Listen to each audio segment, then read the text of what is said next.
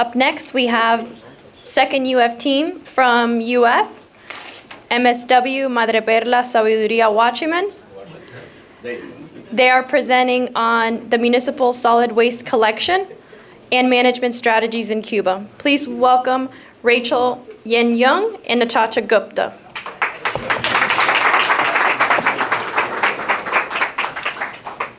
After this presentation, we'll take a short 10-minute break just to stretch our legs, and then we'll come back to listen to UM and the last UF group.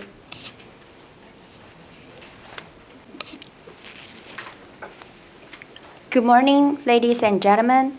We are Team MSW. My name is Rachel, and she is my partner, Natasha. We are from University of Florida. So now we are going to present our project about municipal solid waste in Havana. So we all know Cuba is a large Caribbean island, and Havana is a center of economic, such as industry, service, and tourism.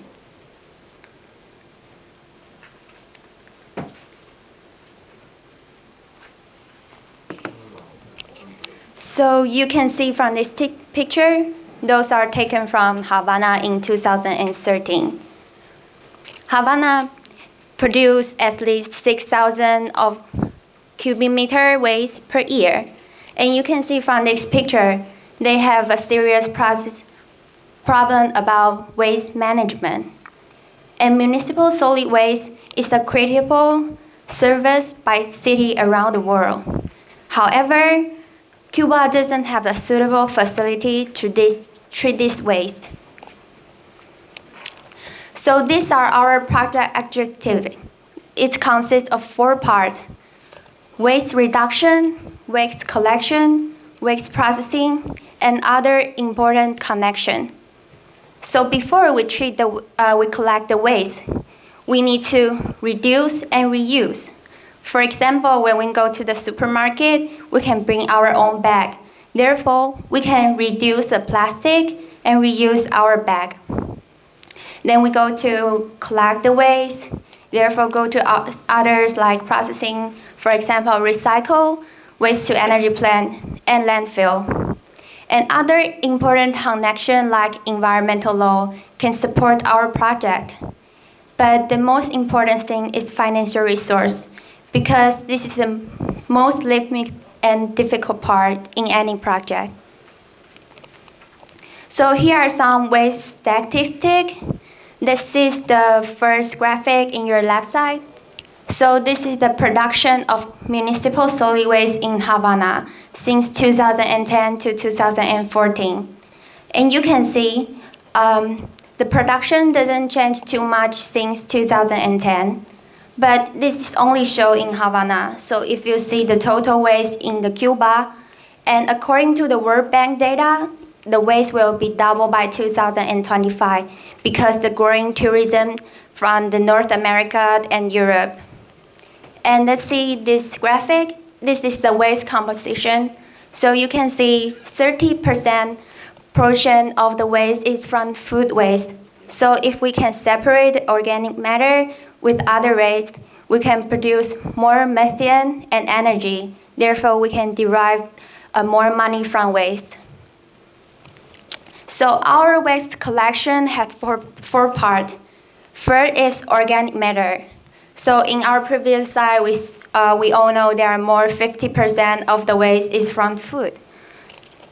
So this waste should be picked up daily because they will release a lot of methane, and methane is a valuable source. We can have the energy. And second one is trash. So trash is like animal waste and plastic wrap from food. Third one is recyclable. So typically it's like paper, plastic, glass, and metal. So if we set up like recyclable dumpster in each community and pick up this waste weekly, and after this we have secondary separation, then go to the market. So the last one is like special waste. So it's like furniture, refrigerator, and television. So this waste should be asked for pickup special. So we all know that organic waste is a large part in Cuba.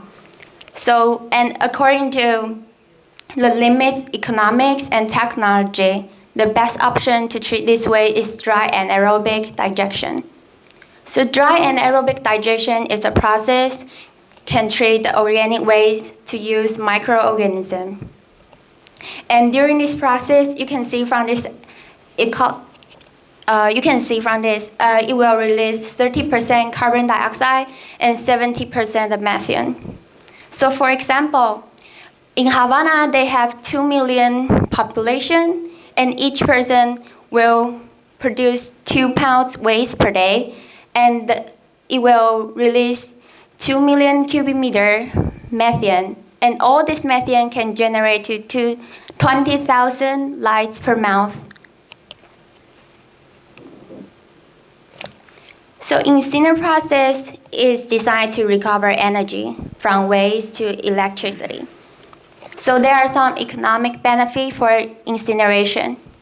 So first one, the energy generated from the waste, it can be provide an alternative energy resource and also an environment-friendly source of energy.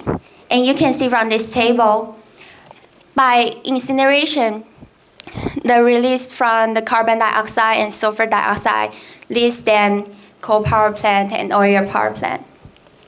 And second one is waste-to-energy plant doesn't rely on fossil fuel. Therefore, the fluctuation from the oil rise and cost rising can be less. So the third one is, you can see from this graphic, this data is from US in 2013. So 30 billion tons of waste can generate 40 billion kilowatt hours and reduce 87% of volume of waste. So by reducing a lot of the waste, the volume of waste going to the landfill will be less. So the last one is like waste-to-energy plant generally set up locally. So it can help create a lot of opportunity for job and also enhance the local economic activity. Now, as my friend Rachel has told you about the various methods that we can process our waste, we think that all the waste can be recycled or reused in one or the other way. It's just a matter if it is economically feasible. If you take an example of plastic wrap, it is actually can be recycled. It can be recycled to make the new plastic wrap, but if it is food contaminated with like oil, grease, and some residual organic matter, it is not economically a good solution to recycle it. And another example is glass. If you separate the glass on the basis of its color, it has really good market value. But if you mix it, there is no good scope. So all these type of waste will go into the landfill. And now, as we are sending our waste to the landfill, it is very important to monitor the health and environmental risk associated with it. So these are three possible risks from the landfill: leaching to groundwater, air emissions, and odors. Leaching to groundwater is when rainwater percolates through the waste. It may carry some of the contaminants from waste and reduce the quality of groundwater. Air emissions is when there is in landfill, it is anaerobically environment, and it may produce some of the gases like methane and H2S, which is if released in large quantities, it can actually be hazardous to human health. And odors. Nobody wants to build a house near landfill if it is not managed properly. So it is very important to monitor that. We don't have a landfill design for Cuba, but we have some recommendations like gas collection. As I've already mentioned, that we can produce a good amount of methane from the landfill. If we can collect the gas and can use it as a good source for electricity, and the liner designed to protect the quality of groundwater. This is a picture of Georgia landfill because landfill is like a big dumpster for all the waste that is being produced by the community. So after we are done with all the waste, we can actually use this a big amount of land to like maybe building a golf course or like this solar energy. This is a typical landfill layout in which you have the clay liner, which will protect the groundwater. And these wells are the groundwater monitoring well, which will monitor the groundwater quality. And it is very important to have the daily cover soil, which protects the odors and other like fire problems that could be associated with the landfill. And you have the top soil cap, or there could be some reasons, other methods like geomembrane, where you can actually cap the landfill 20 or 30 years down the line, depending on the capacity of landfill. These are the two pictures that I've taken when I went to a landfill. This is the leachate collection system. It will collect the leachate generated from the landfill and send it for the treatment. And this is the daily filling of the landfill. Now we have all this technology built up for the waste and its management, but it is very important to have environmental law that can actually monitor if it is going well or not. Land disposal standards are the performance standards for the landfills to monitor if the groundwater quality is good and if the gas collection and air emissions are being monitored well. Subsidies and incentives are the subsidies that are being provided to attract the investors to invest in this market. And refund for recycling is a concept like in Taiwan. So what you do, and in United States also, you buy a product and you pay some recycling fund in that. And if you return that product, maybe like a plastic bottle, you get your money back. Regional MSW plan is to have MSW plan on the region basis, like small municipalities, and then who can actually monitor how much trash is being produced and what are their disposal standards and what are their future aspects of it. As Rachel has already told you about the emissions from the WTE, though it is minimum from the compared to the other energy plants, but it is very important to have regulations on that as well.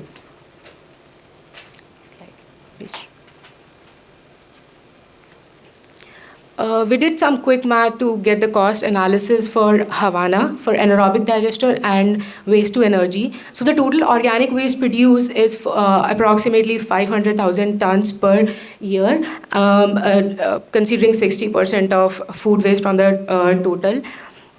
We can actually generate revenue of approximately 9 million per year, and considering 0.1 10 cents of dollars, 10 cents per kilowatt hours, which is currently the rate in Florida.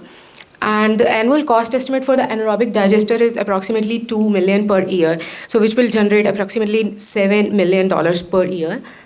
If we look at waste to energy, the good thing about waste to energy is every industry works on power, and the market for energy never goes down.